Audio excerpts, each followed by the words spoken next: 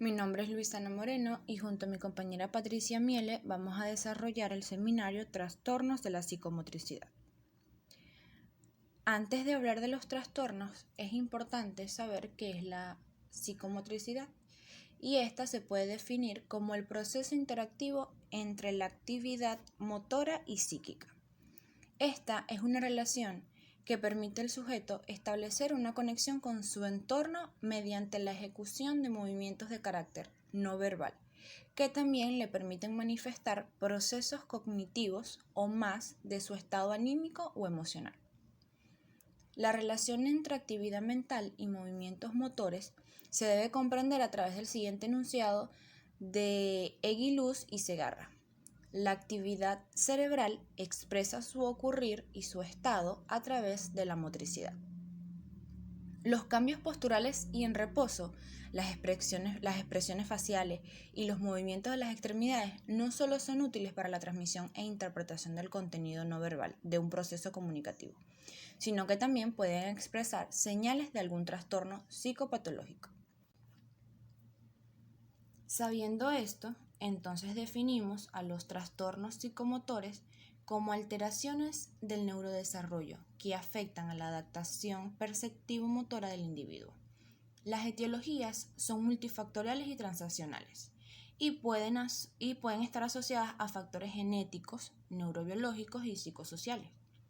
Los trastornos son normalmente circunstanciales y discretos e involucran prioritariamente los mecanismos de adaptación. Esto constituye una fuente de malestar y sufrimiento, tanto para el afectado como para el medio social. En estos pacientes con trastornos, el análisis clínico requiere, además de un conocimiento referencial profundo del desarrollo normal, investigaciones específicas, que entre ellas se encuentra el examen psicomotor.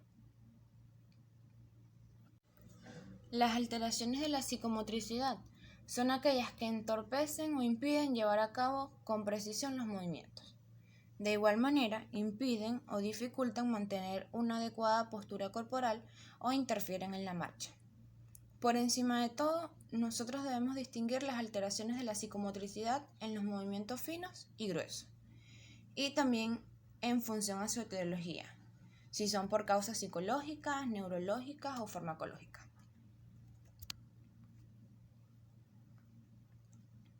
Ahora conozcamos las características de la psicomotricidad para que, conociendo lo normal, podamos percibir cuándo puede haber alguna alteración. Primero, consiste en la coordinación sincronizada entre la actividad motora y los procesos mentales, razón a la cual se debe su denominación. Los procesos psicomotores, para ser considerados como tal, deben poseer tono muscular y armonía cinética. Es un reflejo veraz de la salud mental del individuo, así como de sus condiciones patológicas. La psicomotricidad encuentra su mayor expresión en los movimientos de carácter no verbal, como los gestos, movimientos corporales y expresiones faciales. Sin embargo, los contenidos implícitos de la producción vocal, como el tono, el ritmo o ausencia, son también tomados en cuenta para la evaluación clínica psicomotora.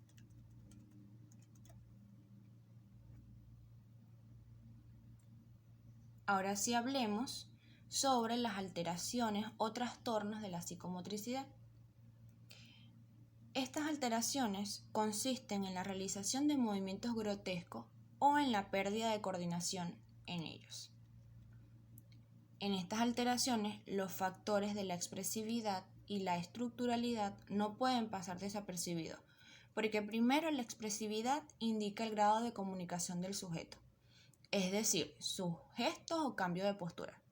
Y segundo, la estructuralidad indica cómo está formada la estructura de los nervios participantes del movimiento. Entonces, los trastornos de la psicomotricidad se clasifican en cualitativos y cuantitativos, y a su vez, dentro de estas clasificaciones hay una subclasificación. Entonces, vamos a ver primero las alteraciones de tipo cualitativas. Estas alteraciones o trastornos de la psicomotricidad se clasifican de acuerdo a la naturaleza de los movimientos que las manifiestan. Es así como se encuentran en esta división las siguientes alteraciones: alteraciones por movimientos involuntarios, alteraciones por movimientos voluntarios, alteraciones de la psicomotricidad por movimientos inducidos y alteraciones de la psicomotricidad provocadas por fármacos. Vamos a hablar en primer lugar de las alteraciones por movimientos involuntarios. Entre estos están las estereotipias. Estos son movimientos de alto grado de complejidad, de carácter repetitivo y desadaptativo. Se van a caracterizar principalmente por su organización, persistencia, continuidad e incongruencia del contexto social. Las estereotipias se manifiestan a través de gestos faciales o corporales y se pueden clasificar en simples, que son los movimientos arcaicos y de función táctil, o complejas, que son movimientos exagerados y compuestos. Estos ocurren en ambas extremidades. Estos movimientos de estereotipias suelen presentarse en pacientes obsesivos durante la ejecución de rituales, considerados como un acto estereotipado. Es importante que su etiología sea diferenciada de trastornos neurológicos o alteraciones ocasionadas por la toma de antipsicóticos. En segundo lugar, los temblores, que son contracciones oscilantes y continuas generadas en torno a un área específica del cuerpo. La mayoría de las veces son síntomas de alguna patología, además que se localizan en las partes distales del organismo, mayormente en las extremidades superiores. De esta manera podemos diferenciar entonces los siguientes: temblores en reposo o estáticos. Este tipo de temblores se presenta durante la ausencia de los movimientos. Sus oscilaciones por segundo suelen ser de 4 a 5 y su atenuación se produce durante el inicio de movimientos intencionales. Este tipo de temblor se relaciona a la enfermedad de Parkinson. En segundo lugar, los temblores posturales, que se presentan durante el inicio o mantenimiento de alguna postura específica. Pueden ser de modalidad rápida, con 8 a 10 oscilaciones por segundo, como en el caso de los cuadros de intoxicación de alcohol, o de modalidad lenta, de 4 a 6 oscilaciones por segundo, como la enfermedad de Wilson. Los temblores intencionales se manifiestan durante la ejecución de movimientos voluntarios y su frecuencia es de 4 a 10 oscilaciones por segundo. Su origen se remite a lesiones en el cerebro y se presenta en cuadros atáxicos o de ansiedad y también en la esclerosis múltiple. Los TIPS son movimientos espasmódicos y continuos. Son de amplitud y extensión variada y se presenta tanto en el movimiento como en el reposo. Podría tratarse de un mecanismo para la reducción de la tensión emocional. Asimismo, si son ignorados, su frecuencia disminuye, mientras que está aumentada en la ansiedad. Los tics pueden aún presentarse durante el sueño del individuo y pueden ser de carácter simple o complejo, así como verbal o motor. Si bien es cierto, los tics no requieren de una patología para manifestarse exclusivamente, pero uno de los cuadros con los que más se asocia estos movimientos es con el síndrome de Guillain de la Tourette.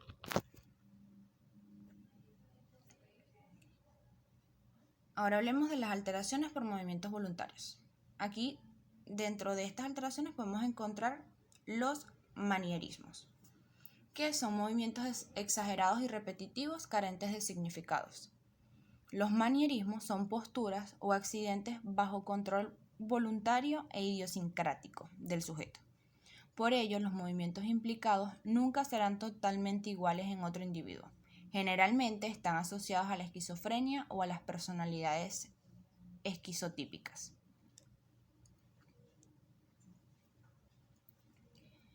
Alteraciones de la psicomotricidad por movimientos inducidos.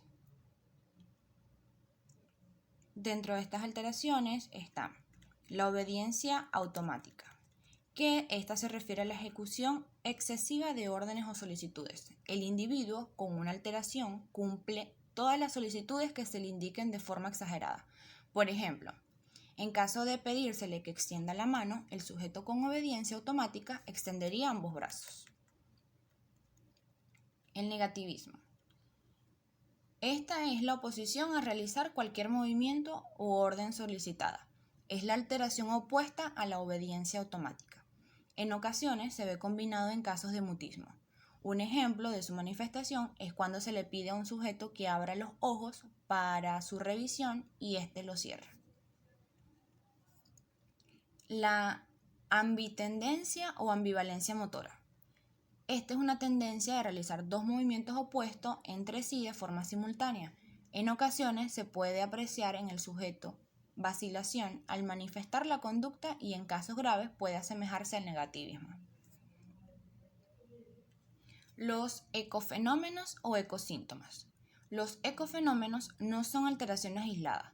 Su manifestación indica la presencia de otras patologías, como el síndrome de Guillain de la Tourette, o incluso disfunciones cerebrales.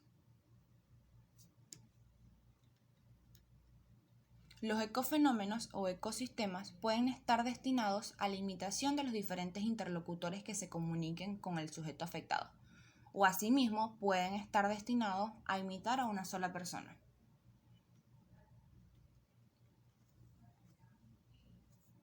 La perseveración es la incapacidad para cambiar de una conducta motora presentada anteriormente ante un estímulo concreto.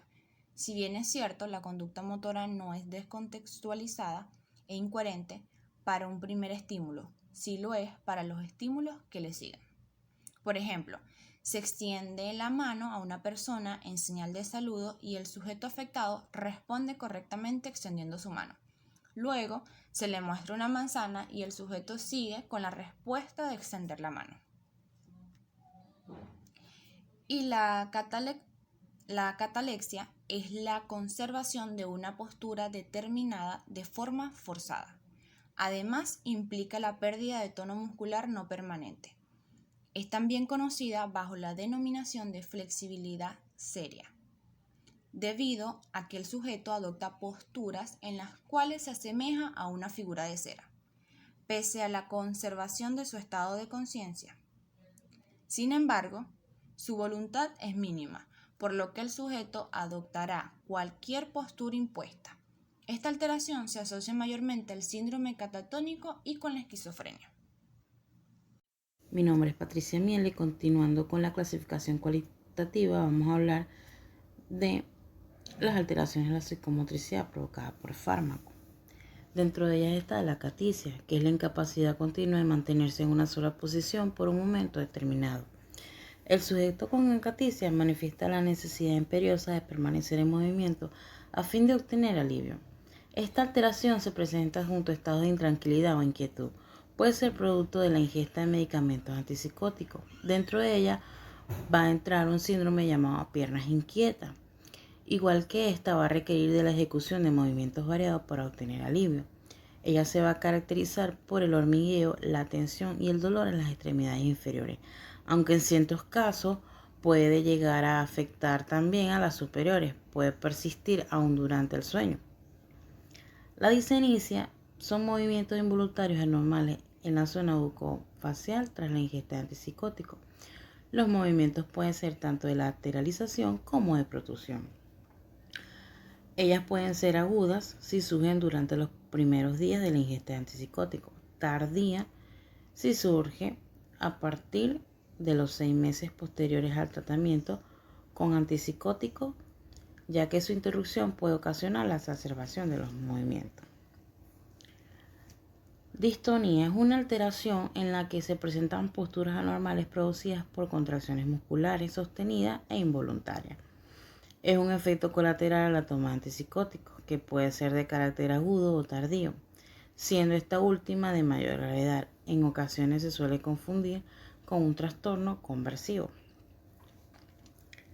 El síndrome neuroléptico maligno es un síndrome altamente letal que se caracteriza por la rigidez muscular, los movimientos discinéticos y posturas flexioextensivas.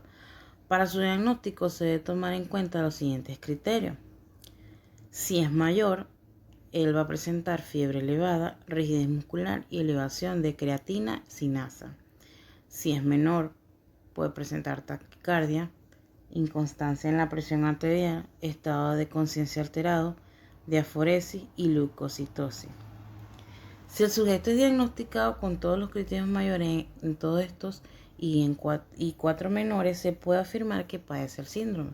Una vez detectado, se procede a la suspensión total de la toma de medicamentos antipsicóticos. Mioclonías. Son contracciones musculares involuntarias que persisten durante el reposo y el sueño. Él se caracteriza por la variedad de su duración, es decir, puede ser breve, continua, prolongada. No obstante, puede ser considerada hasta cierto punto normal, pues siempre y cuando sea el inicio del sueño. Su severidad va a aumentar al relacionarse con epilepsia o con la enfermedad de Jakob-Sikkers.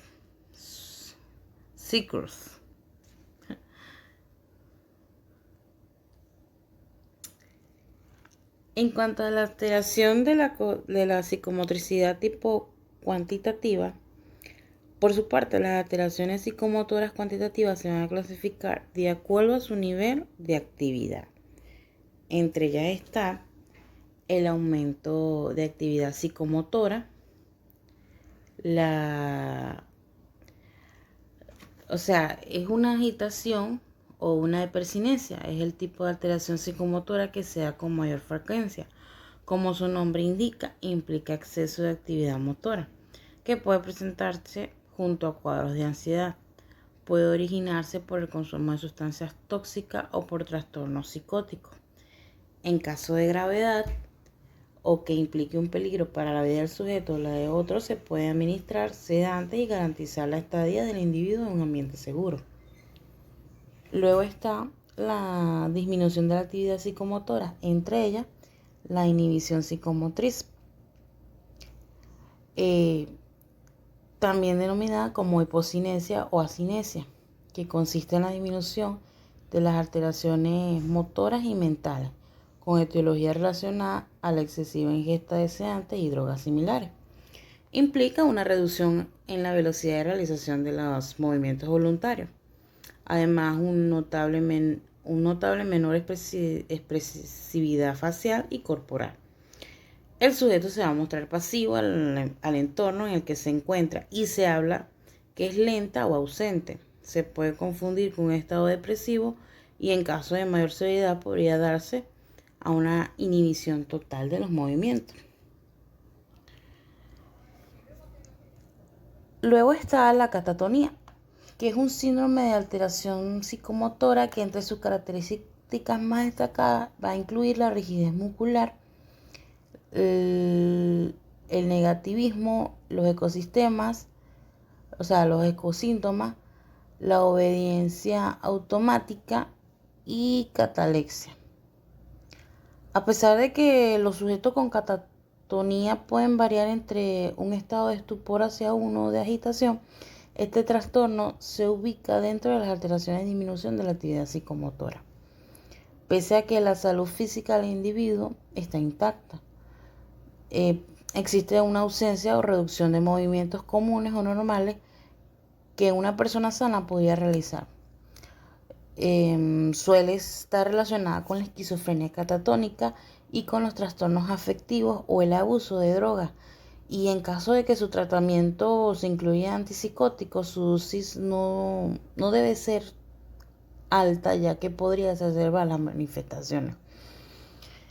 En cuanto al estupor, él es un síndrome de alteración psicomotora que incluye una reducción de respuesta del sujeto a los estímulos que se le vayan a presentar, por lo que puede implicar asinesia o hipocinesia.